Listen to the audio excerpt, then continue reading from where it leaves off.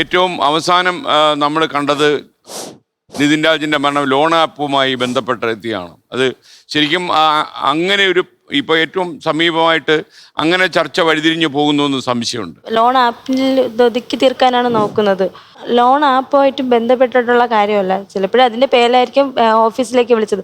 ആ ഓഫീസിൽ എന്ത് നടന്നു അത് ഇത്രയും 9 ദിവസമായിട്ട് ഞങ്ങൾ അറിഞ്ഞിട്ടില്ല. ഞങ്ങൾക്കത് അവിടെ എന്താണ് നടന്നത്, അവിടെ ഉള്ള അതായത് അവിടെ പഠിപ്പിക്കുന്ന അധ്യാപകരുടെ പേരെല്ലാം കിട്ടിയിട്ടുണ്ട്. പക്ഷെ അവരിപ്പോഴും പറയുന്നത് ലോൺ ആപ്പിന്റെ പേരിലാണ്. അത് ഈ 15,000 രൂപയ്ക്കൊക്കെ മരിക്കുന്നതെന്ന് പറയുമ്പോൾ ഞങ്ങൾക്ക് 15,000 രൂപ ആകെ ലോൺ ആപ്പിൽ പറയുന്നല്ലേ? അതെ. എപ്പോഴെങ്കിലും ഈ കണ്ണൂർ ദന്തർ കോളേജിന്റെ അതൊരു സ്വാശ്രയ കോളേജാണെന്ന് ഞാൻ മനസ്സിലാക്കുന്നു. ആ കോളേജിലെ മാനേജ്മെന്റ് നിങ്ങളോട് സംസാരിച്ചിട്ടുണ്ടോ? സംസാരിച്ചിട്ടില്ല. നിങ്ങൾ അവരോട് അങ്ങോട്ട് ബന്ധപ്പെടാൻ ശ്രമിച്ചിട്ടുണ്ടോ? ഇതിനു മുന്നേ ഒരിത് വന്നപ്പോഴത്തേക്കും ഞങ്ങൾക്ക് ബന്ധപ്പെടാൻ പറ്റിയിട്ടില്ല. കാര്യം ഞങ്ങൾ അവരെ ആരാണെന്ന് പോലും ഞങ്ങൾക്ക് അറിയത്തില്ല. കൂടുതൽ കോളേജിൽ എപ്പോഴെങ്കിലും ഞാൻ പോയിട്ടില്ല സാർ. ഞാൻ പോകാൻ വേണ്ടിയിട്ട്, അതായത് ഞാൻ പാരൻസ് മീറ്റിങ്ങിന് പോകാൻ വേണ്ടിയിട്ടാണ് ഇരുന്നത്. പിന്നെ അത് കുഞ്ഞുള്ളതുകൊണ്ട് എനിക്ക് പോകാൻ പറ്റിയിട്ടില്ല. അപ്പം അമ്മയുടെ ഹോസ്പിറ്റലിൽ അങ്ങനെ ഞാനാണ് കൂടുതലും, ഞാനും അച്ഛനും കൂടെയാണ് മാറി മാറി നിന്നത്. അപ്പോഴെനിക്ക് അതിൻ്റെ ഇത് എല്ലാം കൂടെ ആയപ്പോഴത്തേക്ക് എനിക്ക് പോകാൻ പറ്റിയിട്ടില്ല. ഈ സംഭവത്തിന് ശേഷം ഈ ഭൗതിക ശരീരം വീട്ടിലെത്തിയതിനു ശേഷവും ഒരാളും നിങ്ങളുടെ വീട്ടിലേക്ക് മാനേജ്മെന്റിൽ നിന്ന് എത്തിയിട്ടില്ല എന്ന് പറയുന്നു. എത്തിയിട്ടില്ല. ഒരു അധ്യാപകൻ കോൺടാക്ട് ചെയ്യാൻ ശ്രമിച്ചിട്ടുമില്ല. ഞങ്ങൾ ഇതുവരെ വിചാരിച്ച അതായത് 2-3 ദിവസത്തിന് മുന്നെയാണ് ഞങ്ങൾ അറിയുന്നത്.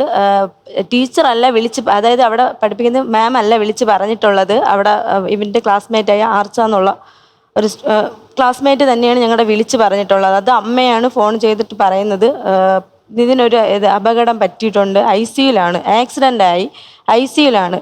ഞങ്ങൾ പോലും അറിയുന്നത് വാർത്ത കണ്ടിട്ടാണ് ഞങ്ങളുടെ അനിയൻ്റെ മരണം ഞങ്ങൾ അറിയുന്നത്. അപ്പം ഞങ്ങൾക്ക് എന്തോരം ഞങ്ങൾ അറിയുന്നില്ല. ആ 1 മണി ടൈമിലൊക്കെ അവിടെ എന്ത് നടക്കുന്നൊന്നും അറിയുന്നില്ല. 11:30 വരെയും കോൾ ചെയ്തു ഞങ്ങളിന്ന് ഫുഡ് കഴിക്കാൻ 11:30 സംസാരിച്ചായിരുന്നു. ഫുഡ് എപ്പോഴും വിളിക്കുമായിരുന്നു.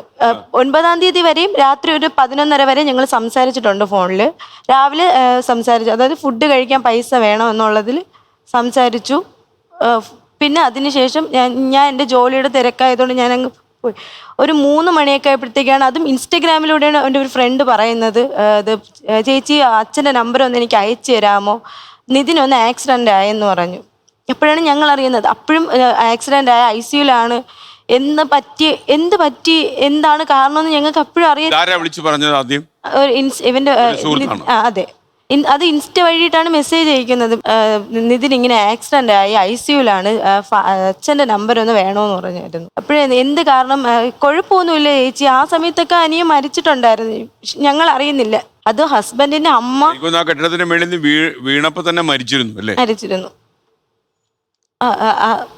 5:30 ആ ടൈമിലാണ് ഹസ്ബൻഡിന്, അതും ന്യൂസിലൂടെയാണ് ഹസ്ബൻഡിന്റെ അമ്മ വിളിച്ചു പറഞ്ഞ്. അങ്ങനെയാണ് ഞങ്ങളെപ്പോഴും അറിയുന്നില്ല. അപ്പോഴും അവരൊരു വെപ്രാളോ കണ്ടപ്പോഴത്തേക്കും പിന്നെ കുറേ ആൾക്കാർ വരുമ്പോഴത്തേക്കും ഞങ്ങൾക്കൊരു ഡൗട്ട് ഉണ്ട് അതിന് എന്ത് പറ്റിയാന്ന്. ഒരുപാട് പേര് വീട്ടിൽ വന്നതിന് ശേഷമാണ് ഞങ്ങൾ അറിയുന്നത്. അല്ലാതെ കോളേജിൻ്റെ ഭാഗത്തു നിന്ന് ഈ ദിവസം വരെയും അവരെ ഒന്ന് വിളിച്ച് സമാധാനിപ്പിച്ചിട്ട് പോലും ഇല്ല. എന്ത് പറ്റിയെന്ന് പറയുന്നതുമില്ല.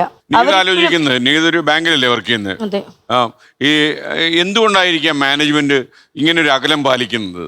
അവർ തീർച്ചയായിട്ടും കുറ്റം ചെയ്തിട്ടുള്ളതുകൊണ്ടാണ് അവർ അകലം പാലിക്കുന്നത്. കാര്യം അവർക്ക് ഫ്രണ്ടിലേക്ക് വരാനായിട്ടുള്ളൊരു പേടിയുണ്ട്.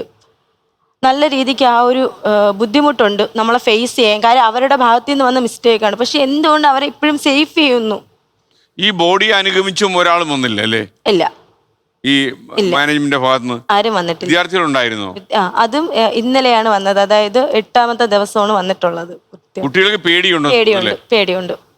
എല്ലാവർക്കും പേടിയാണ് അവിടെ.